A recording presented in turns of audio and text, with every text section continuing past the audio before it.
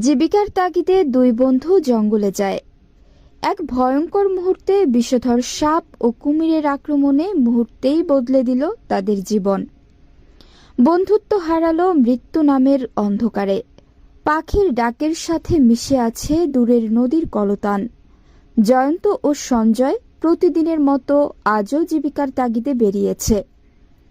তাদের কাজ কলা গাছের ভেলা তৈরি করে জঙ্গলে গিয়ে কাঠ কাটা ও মাঝে মাঝে শিকার করা।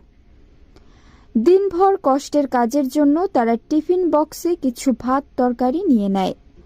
হাতে থাকে ধারালো কুড়াল আর সঞ্জয়ের সঙ্গে থাকে তীর ধনুক। দুজনেই চিকন লম্বা বাঁশের সাহায্যে কলা গাছের ভেলাটি পানিতে ঠেলে জঙ্গলের দিকে এগোতে থাকে। নদীর জল ধীরে ধীরে গভীর হতে থাকে। চারপাশে ভেসে আসে বুনো গাছের গন্ধ, মাটি সোদা গন্ধের সাথে মিশে এক অদ্ভুত নিস্তব্ধতা। জঙ্গলের কিনারে পৌঁছে তারা ভেলাটি শক্ত করে গাছের সাথে বেঁধে ভেতরে প্রবেশ করে।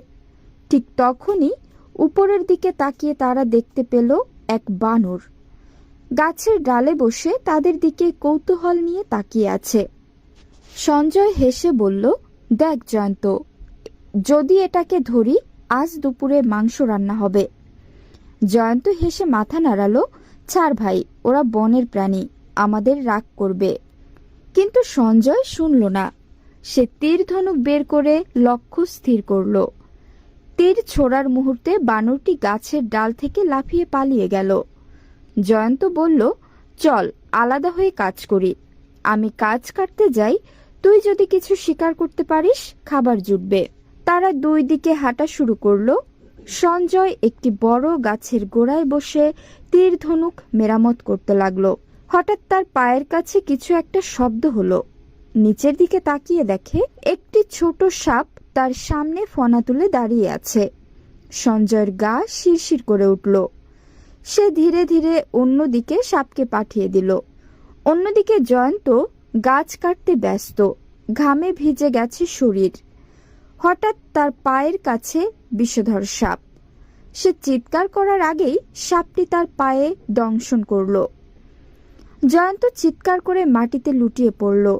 সঞ্জয় ছুটে এলো। জয়ন্তকে দেখে সে হতবাক, মুখ ফ্যাকাশে, শরীর নিস্তেজ, চোখ আধখোলা। সঞ্জয় কাঁদতে কাঁদতে তার গায়ে হাত বুলিয়ে বলল, ভাই চোখ খোল, আমি আছি। কিন্তু কোনো সাড়া নেই। জয়ন্তকে কাঁধে তুলে কলা গাছের ভেলার দিকে দৌড় দিল। শেষমেশ ভেলায়